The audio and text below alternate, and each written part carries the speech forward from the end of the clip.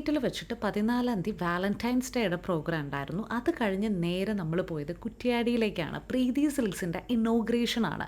അപ്പോൾ next day എന്ന് വെച്ചാൽ 15-ാം തീയതിയാണ് ഇനോഗ്രേഷൻ. അന്ന് അവർ ഫാഷൻ ഷോയും കൂടെ ഇൻക്ലൂഡ് ചെയ്തിട്ടുണ്ടായിരുന്നു. പ്രൊഫഷണൽ ഫാഷൻ ഷോ എന്ന് പറയുന്നത് ഷോയ്ക്ക് മാത്രമായിരിക്കും അവിടെ പ്രാധാന്യം കൊടുക്കുക. അതിന് വേണ്ടിയിട്ടായിരിക്കും സ്റ്റേജ് അടക്കം എല്ലാം തന്നെ പ്രിപ്പയർ ചെയ്യുക. ഇതെന്ന് പറയുന്നത് ഇനോഗ്രേഷനാണ്. ഇപ്പോൾ കുറച്ച് കാലങ്ങളായി ഇനോഗ്രേഷൻസിലും മറ്റു പല ഫങ്ഷൻസിലും ഫാഷൻ ഷോ എന്ന് പറയുന്ന ഒരു പ്രോഗ്രാം കൂടി ഇൻക്ലൂഡ് ചെയ്യുന്നുണ്ട്.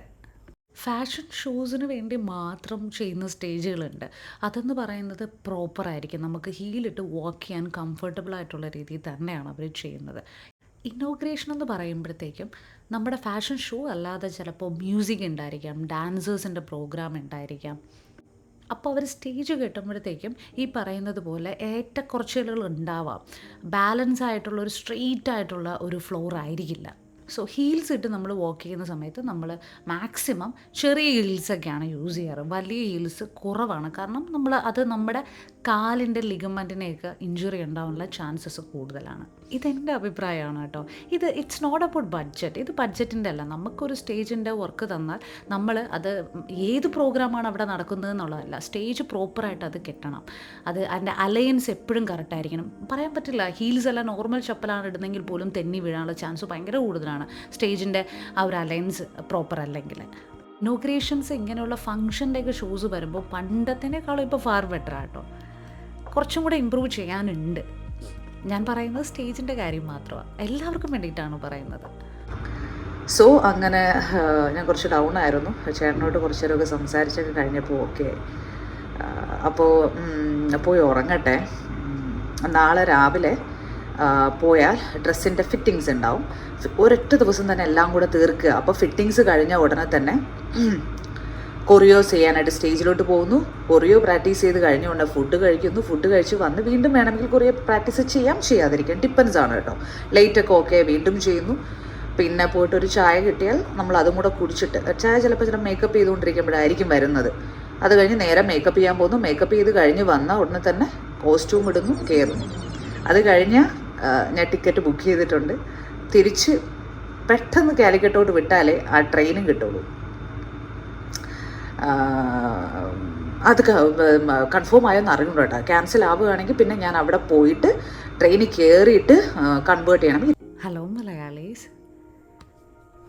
ബാക്ക് സ്റ്റേജ് മാനേജ് ചെയ്യുന്നത് ജാസു, ചേട്ടൻ്റെ വൈഫ്, പിന്നെ രാജേഷും ബാക്കിയുള്ളവരും അവിടെ നിന്ന് ഓൺ ദ വേ ആണ് കേട്ടോ. അപ്പോഴത്തേക്കും ഞാനും ചേട്ടനും കൂടെ സ്റ്റേജും ബാക്കി കാര്യങ്ങളും എന്തൊക്കെയായെന്ന് നോക്കാനായിട്ട് ഇറങ്ങി. 10 o'clock തന്നെ നമ്മളെല്ലാ മോഡൽസും ഷാർപ്പായിട്ട് റെഡിയായി. ഫിറ്റിങ്സിന് അവർക്ക് കുറച്ച് ടൈം വേണമെന്ന് പറഞ്ഞു. ലെഹങ്ക, സാരി അതൊന്ന് അറേഞ്ച് ചെയ്ത് ഷോറൂമിൽ വെക്കാനായിട്ട്. അപ്പോൾ നമ്മൾ നേരെ പ്രീതി സിൽക്സിൽ നിന്ന് റിട്ടേൺ വന്നിട്ട് കുറച്ച് നേരം ഇനിയും സമയമുണ്ട്. അപ്പോൾ കുറച്ച് ഭക്ഷണം കഴിച്ച് കഴിഞ്ഞ് നേരെ നമ്മൾ പ്രീതി സിൽക്സിലോട്ട് പോയി.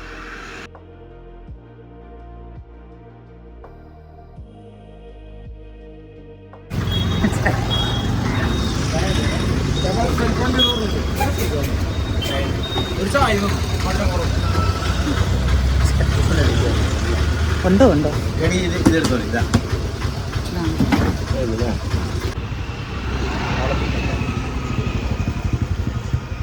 ഫുഡ് കഴിക്കാൻ കയറിയാണോ നമ്മളുള്ള രണ്ടാമത്തെ സെക്കൻഡ് ബ്രേക്ക്ഫാസ്റ്റ്. ബാക്കിയുള്ളവർ ഓണത്തവയിൽ വരുന്നതേ ഉള്ളൂ. അല്ലെങ്കിൽ ഇവിടെ ഒരു പടയുണ്ടായിരുന്നു. ഇതിപ്പോൾ ഇന്ന് രണ്ടുപേരേ ഉള്ളൂ അല്ലേടാ. കാലിക്കറ്റ് ആണെങ്കിൽ അവരെല്ലാവരും ഉണ്ടാവും. അതുകൊണ്ട് ഞങ്ങൾ ഒറ്റയ്ക്ക് പോയി കഴിച്ചിട്ടേ ഇല്ല, അങ്ങനെ ഒരു ഓർമ്മ പോലും ഇല്ല. പക്ഷെ ഇതിപ്പോൾ ഇത്ര ഡിസ്റ്റൻസ് ഉള്ളതുകൊണ്ടാണ്. അതുകൊണ്ട്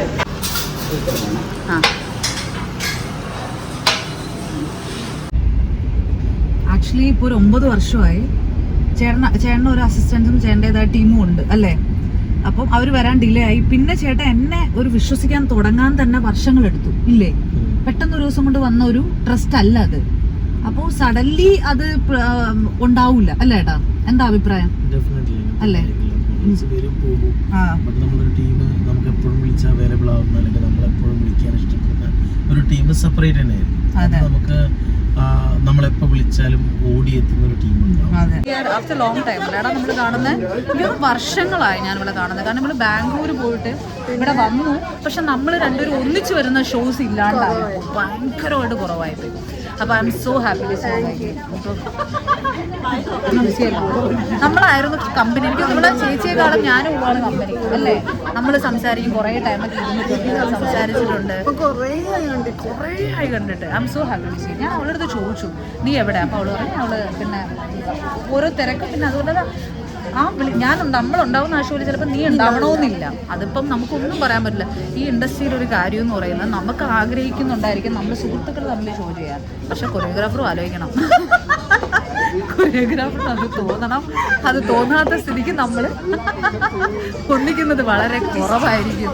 കാരണം കൊറിയോഗ്രാഫേഴ്സിന് അവരുടേതായ ഒരു ഡിസിഷനുണ്ട് എല്ലാ ഷോയിലും.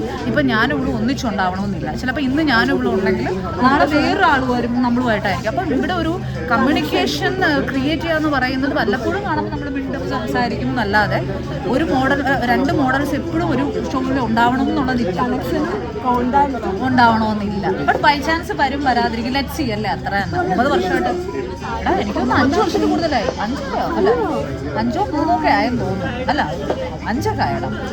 ബാംഗ്ലൂർ നീ പോയതിന് ശേഷം വരുന്ന ഷോസിൽ നീ ഉള്ളതിൽ ഞാനില്ല, ഞാനുള്ളതിൽ നീ ഇല്ല. ആ ഒരു അവസ്ഥയായിരുന്നു മൊത്തത്തിൽ. I M so happy to see. എൻ്റെ വ്ളോഗിൽ ഇതിനെ കാണിക്കാനും പറ്റിയല്ലോ. വർഷങ്ങളായി, നിനക്ക് സമയമായി കാണിക്കാൻ, നീ കറക്റ്റ് എത്തിക്കുന്ന. ഇപ്പം ഞാൻ വ്ളോഗിങ് സ്റ്റാർട്ട് ചെയ്തു. നമ്മുടെ ഇൻഡസ്ട്രിയിൽ എന്താണ് നടക്കുന്നതെന്ന് റോങ് ആയിട്ടുള്ള ഒരുപാട് മെസ്സേജുകൾ പുറത്ത് പോകുന്നുണ്ട്. അപ്പം നമ്മൾ മോഡൽസ് അത് കറക്റ്റായി പറഞ്ഞില്ലെങ്കിൽ ആരും വന്ന് പറയാൻ പറ്റില്ല. സോ ഐ തോട്ട് ഓരോ ഷൂസും എങ്ങനെയാണ് നടക്കുന്നത്, അതിൻ്റെ ബാക്ക് സ്റ്റേജിൽ എത്രത്തോളം എഫേർട്ട് ഉണ്ട്. നമ്മൾ വന്നിട്ട് ഇപ്പോൾ എത്ര മണിക്കൂറായി പറയാം.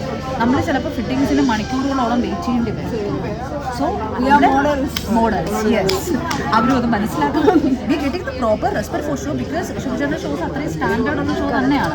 പക്ഷേ അവർക്ക് ഈ പറയുന്ന എടുത്തു തരാനും ആ പ്രോസസ്സിങ്ങിന് കുറച്ച് ടൈം ഉണ്ടായിരിക്കും. അപ്പം നമ്മളത് very professionally need to be wait അല്ലേ.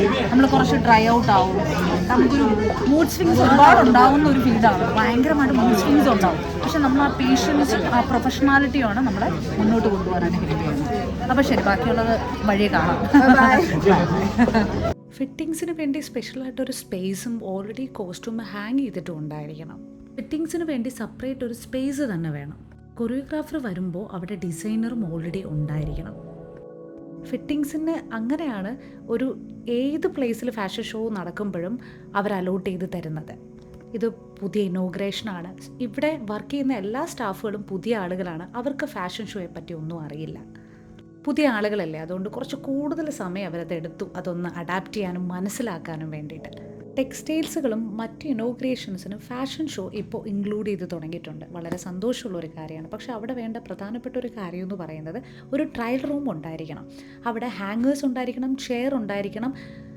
ഈ 2 കാര്യങ്ങളും ട്രയൽ റൂമിലുണ്ടായിരിക്കണം. സെപ്പറേറ്റ് ഒരു മേക്കപ്പ് റൂം വേണം. അവിടെ മിറർ വേണം, ചെയർ വേണം. മേക്കപ്പ് ആർട്ടിസ്റ്റുകൾക്ക് അവരുടെ പ്രോഡക്റ്റ് വയ്ക്കാൻ വേണ്ടിയിട്ട് അതിനനുസരിച്ചുള്ള ടേബിൾ അറേഞ്ച്മെൻറ്റ്സും ചെയ്യണം.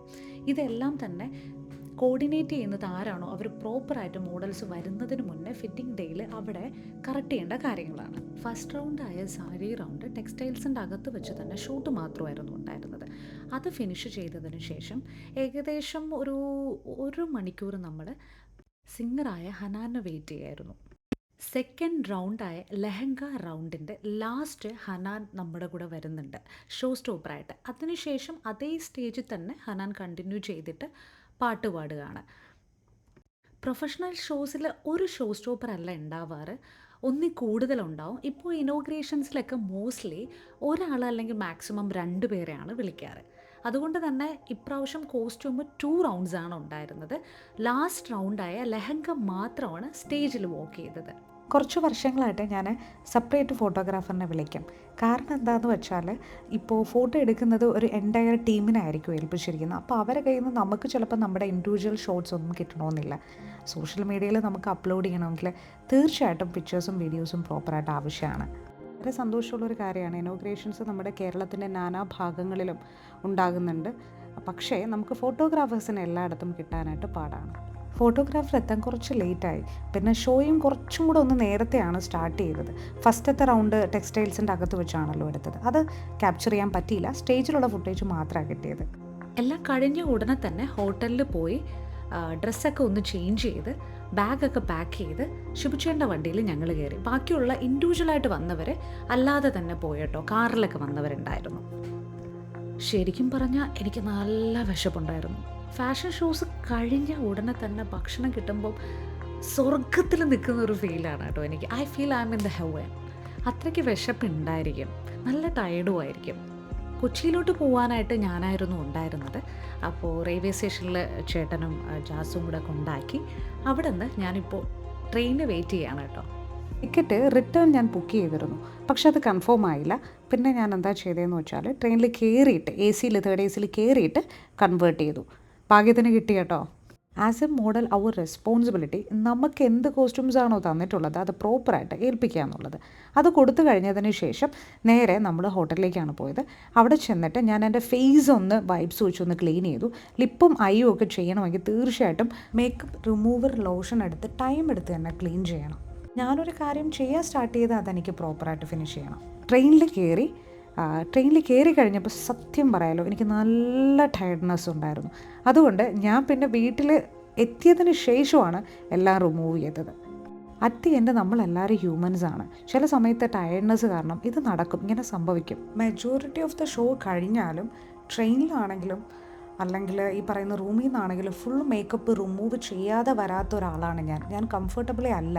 കാരണം നമ്മൾ വർക്ക് കഴിഞ്ഞാൽ അപ്പം തന്നെ ഈ ഫേസ് പ്രോപ്പറായിട്ട് റിമൂവ് ചെയ്യണം എല്ലാ മേക്കപ്പ്. പക്ഷേ നമുക്ക് ചില സമയത്ത് നമ്മുടെ ടയർഡ്നെസ് കാരണം നമ്മൾ ഒരു സെക്കൻഡ് ഓപ്ഷൻ ചൂസ് ചെയ്തിരിക്കും. അതെൻ്റെ അനുഭവം കൊണ്ടാണ് പറയുന്നത് കേട്ടോ. ഈ സമയത്തൊക്കെയാണ് എനിക്ക് കാർ ഉണ്ടായിരുന്നെങ്കിലെന്ന് ഞാൻ ആഗ്രഹിച്ചു പോകുന്നത്. എൻ്റെ 9 വർഷത്തെ ജേണിയിൽ സ്വന്തമായിട്ടൊരു കാർ ഉണ്ടായിരുന്നെങ്കിലെന്ന് ഏതൊരു വർക്കിൽ പോകുമ്പോഴും തോന്നാത്ത ദിവസങ്ങളില്ല. കാരണം കാറുണ്ടെങ്കിൽ നമുക്ക് ഫ്രഷായി റിലാക്സ് ആയിട്ട് അവിടെ നിന്ന് ഇറങ്ങിയാൽ മതി. ഇത് പറ്റില്ല. കാരണം നമുക്ക് ബസ് മിസ്സാവും, ട്രെയിൻ മിസ്സാവും. അതുകൊണ്ട് തന്നെ പല കാര്യങ്ങളും നമുക്ക് ഇങ്ങനെ ഓൺ ദ വെയിലായിരിക്കും ചെയ്യേണ്ടി വരിക. പേഷ്യൻസ് ആണല്ലോ എല്ലാത്തിൻ്റെയൊക്കെ. നോക്കാം. അപ്പോൾ അടുത്ത വ്ളോഗിൽ കാണാം. Bye guys.